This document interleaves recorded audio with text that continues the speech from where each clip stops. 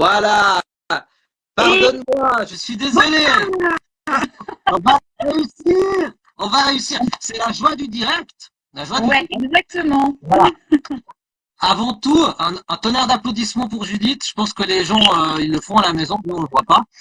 Donc, Donc, pardonne-moi. essaye de voir comment ça marche parce que moi, je ne te vois plus. Ah, ah bon? Non, Plus du je tout. t'entends. Je t'entends, mais je te vois plus. Alors moi, je te rassure, je nous vois tous les deux, C'est donc voilà, l'essentiel. peut-être, voilà. Donc il y aura pas de problème pour le replay en fait, vu que c'est Bon, sur mon appareil. Voilà. parfait. Tout Donc ce qui compte. bienvenue, merci d'avoir accepté cette invitation. Mais je t'en prie. Merci à toi pour l'invitation. Hop, je cale un peu pour que ça soit mieux. Voilà. Voilà, avec plaisir. Donc, je te prie de te présenter en quelques mots à la communauté, mais sans parler de tes livres, juste de toi, un petit Ah, moment comme ça. challenge. Eh ben, bonsoir à tous déjà, merci d'être là, c'est très chouette de nous rejoindre. Alors moi je m'appelle Judith, hein, c'est mon vrai prénom. Je suis originaire de la région de Grenoble, la grande région de Grenoble, et où je vis toujours. Voilà, dans le civil, je suis professeur de français avec des Oh, collégiens. bravo. Et ouais, donc voilà. Et voilà, ma grande passion à la base, c'est la lecture. Je suis une lectrice boulimique et depuis quelques mois, quelques années maintenant, autrice de fantastique. Voilà, enchantée. Bravo, super, excellent. Et puis, quelles sont tes passions ou hobbies dans la vie, à part la littérature qu'on a compris? Ouais, alors la lecture prend quand même beaucoup de place, hein. Il y a beaucoup de gens qui me demandent comment je fais pour lire autant. Je fais partie de ces gens qui lisent une centaine de bouquins par an, donc et j'aime bien, en plus je les compte, hein. Je fais partie des gens qui comptent les livres qu'on lit, c'est une petite obsession. C'est vraiment ce qui me caractérise le plus. Je fais un peu de couture aussi, j'aime beaucoup, je m'y suis remise depuis quelques années. Donc, cet après-midi par exemple, on était en train de faire de la couture avec ma fille. Un petit peu de cosplay du coup, maintenant que je peux faire des conventions. J'aime beaucoup coudre des petits costumes et monter des déguisements, c'est des choses qui me plaisent beaucoup. Et voilà, globalement, c'est à ça. Je ne regarde pas la télé, je suis pas une très grande fan, je suis très en dehors de tout ce qui est série, ce genre de choses. On aime beaucoup les jeux de société aussi. Donc, Voilà. alors j'ai moins de temps depuis que j'ai mes enfants qui sont petits, mais sinon, c'est quelque chose qui me plaît beaucoup. Voilà. Alors, merci beaucoup. C'est génial parce que on a des similitudes, Et oui, donc c'est vraiment extraordinaire. Donc, moi, j'adore les jeux de société. Euh, D'ailleurs, les dimanches, presque tous les dimanches, en tout cas 3 fois par mois, euh, j'ai mon frère qui vient à la maison et puis avec sa famille, on s'amuse, jeux de société. Mais moi, ma spécialité, c'est plutôt les jeux de cartes.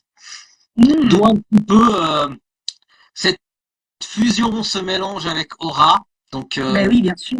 donc voilà, j'ai voulu fusionner les deux passions. Donc, le jeu de société, quoi, le jeu de table, et puis l'amour, la passion envers la lecture. Donc voilà. Bon, pour les gens qui me connaissent pas, moi c'est Gianni Luca Roberto. Donc sous les gens que je côtoie m'appellent Gianni. C'est plus facile. Mais pour les autres, c'est Roberto. Voilà. Donc, et ben moi, j'habite en Suisse, aux alentours de Lausanne, donc dans la Suisse romandie, comme on dit. Et puis, on partage le même lac, hein, le lac Léman, Oui. qui est le lac le plus grand d'Europe, mais pas le plus grand de France, ni le plus grand de Suisse, puisque on le partage avec vous. Rappelez-moi de Voilà. moi. Alors, on va parler un petit peu plus de toi. Donc, quel est l'élément ou l'inspiration qui t'a fait vraiment tomber dans la cuve de l'écriture? Et puis surtout, est-ce que tu as un idole qui t'a inspiré à cela? Je dirais pas que j'ai un idole ou j'ai beaucoup de mal à dire quel est mon auteur préféré, par exemple, parce que je suis incapable de choisir. C'est pas quelque chose que je suis capable de déterminer. Aussi loin que je me souvienne, je l'ai toujours écrit. Euh, Même toute petite, je sais que j'écrivais. Et je vois les réponses de Sylvain, Sylvain Bob, qui dit que c'est lui mon idole. Mais oui, on adore ce que tu fais, Sylvain. J'ai toujours écrit, à la base, j'écrivais des histoires pour mes petites sœurs, par exemple, que je leur lisais le soir quand elles allaient se coucher, ce genre de petites choses. C'était des petits trucs, j'avais une dizaine d'années. Ce qui a vraiment déclenché le goût de l'écriture, j'étais en seconde, donc j'étais au début du lycée, et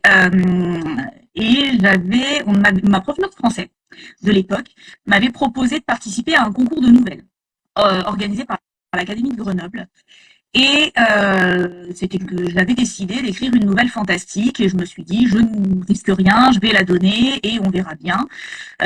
C'était une nouvelle qui devait faire un nombre de pages précis et où la consigne on devait intégrer une phrase obligatoire dans la nouvelle, etc.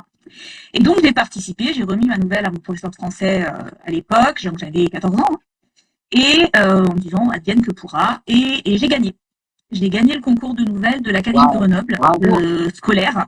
Je n'y croyais absolument pas. Et donc, un jour, c'était en 2001, et on a embarqué, ma maman et moi, pour aller à l'Académie de Grenoble, recevoir le prix remis par la rectrice.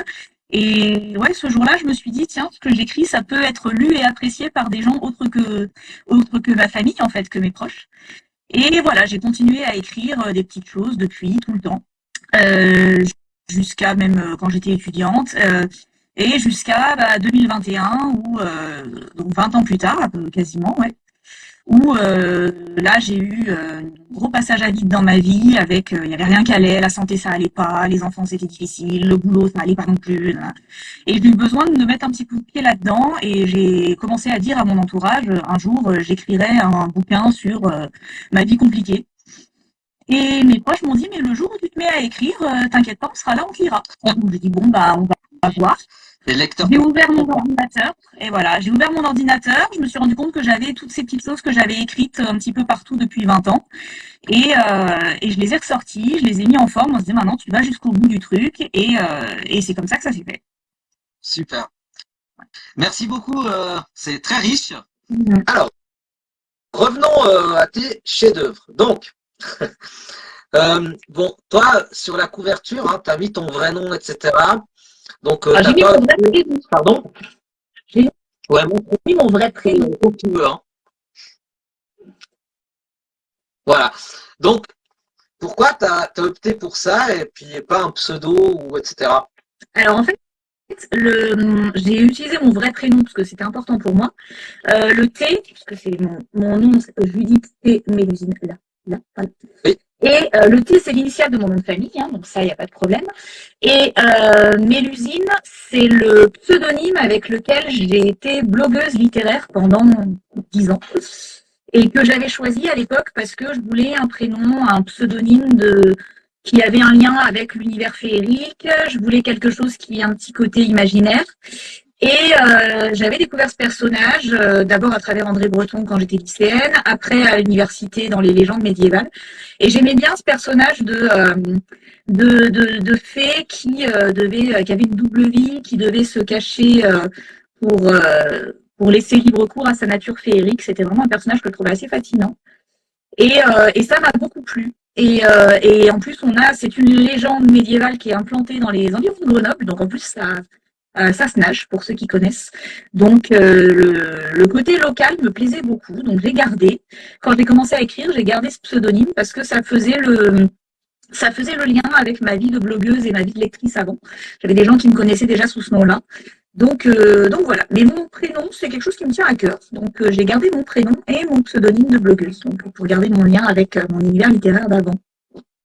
super, excellent. Toi, en fait, est-ce que, bah justement, je parle d'équipe, est-ce que tu as une équipe? Est-ce que tu veux les présenter? Est-ce que tu en as avec toi? Alors, c'est pas une équipe fixe.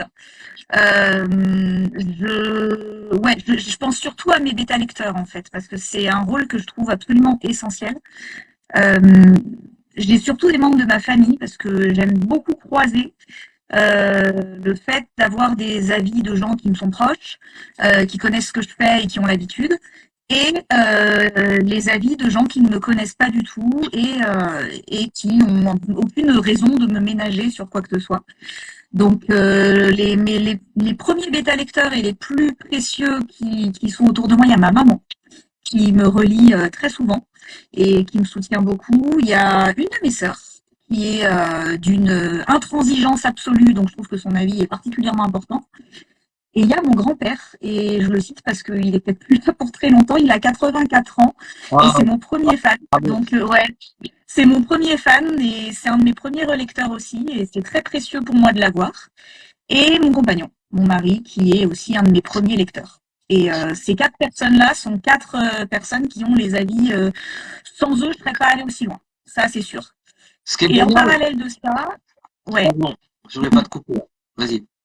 Et en parallèle de ça, j'ai recruté au cas par cas des bêta-lecteurs que je ne connaissais pas sur des forums, sur les réseaux sociaux, des gens qui ont un point de vue totalement extérieur. Il y a une très belle rencontre que j'ai faite via Facebook, c'est Marjorie. Si jamais elle a l'occasion de voir cette vidéo, je lui redirai à quel point c'est précieux d'avoir eu son avis, parce que c'est quelqu'un qui ne me connaissait pas du tout et qui m'a suivi jusqu'au bout. Et après ça, donc après ces bêta-lecteurs-là, qui sont les premières personnes à me dire quand ça va pas dans mon texte, j'ai une correctrice qui travaille avec moi aussi, qui est une de mes amies, qui est professeure de français aussi. Et voilà, ça fait une petite équipe de personnes sans qui très certainement, c'est eux que je cite en remerciement à chaque fois. Et c'est des gens sans qui je n'en serais certainement pas là.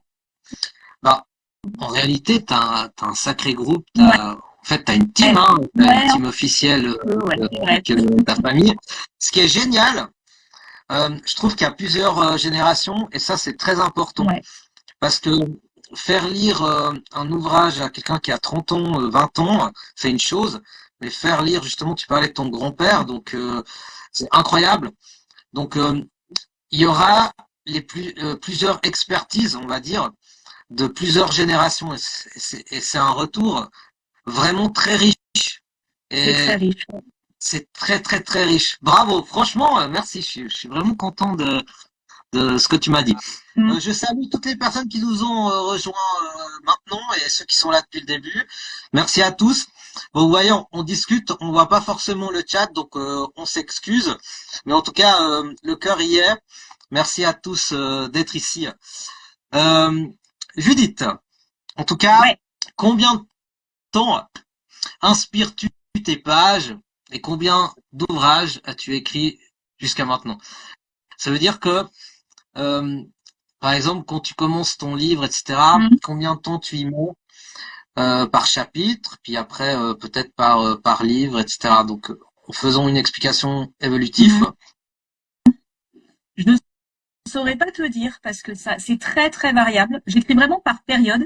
C'est-à-dire qu'il y a des périodes où je vais faire que ça pendant quelques semaines et où je vais écrire 2-3 heures par soir pendant à très haute dose, et des mois entiers où j'écris pas. Donc c'est très variable. Je l'écris comme je lis en fait, c'est-à-dire qu'il y a des périodes où j'en avale énormément, donc il y a des périodes où je produis énormément. Il y en a où j'en fais pas du tout. D'accord. Donc ça dépend vraiment. Là par exemple, ça fait très longtemps que j'ai pas écrit une seule ligne. Parce que tu en avais en réserve. Tu en avais en réserve, c'est pour ça. Voilà.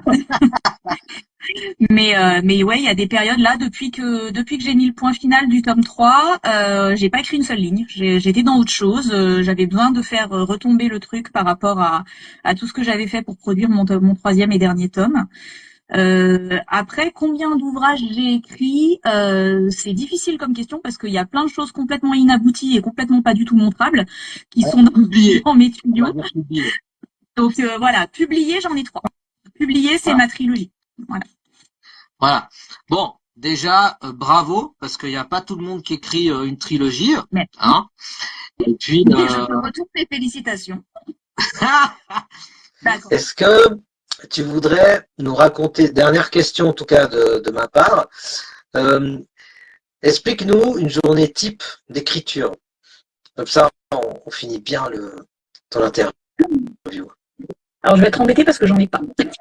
Ah, J'ai pas de journée type d'écriture. Par contre, en général, j'écris, ouais, non, parce que la journée, je travaille au collège avec mes élèves, donc je peux pas planifier mon écriture avec les journées. En revanche, ce que je fais, c'est que j'écris le soir. Donc en général, je couche mes enfants et je m'installe dans mon canapé avec.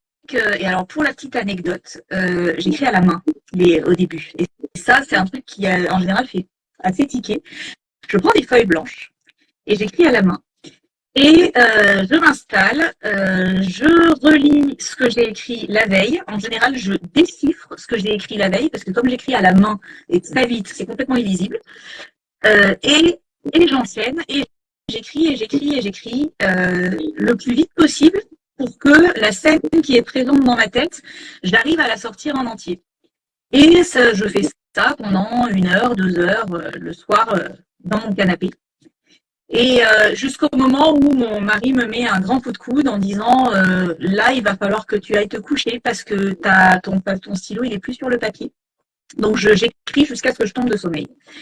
Et, et dans les sessions d'écriture, c'est comme ça que je fais. Et après, j'obtiens une espèce de liasse, comme ça, de 50, 60 000, 70 000 mots. Et j'ai beaucoup de travail après pour déchiffrer ce que j'ai voulu dire. Parce que c'est pas très simple. Déjà parce que c'est pas forcément très cohérent, et ensuite parce que c'est très mal écrit au bout d'un moment, vu que c'est écrit à la main. Donc voilà comment moi je travaille. C'est très spontané, très intense, et après il faut que je revienne dessus longtemps.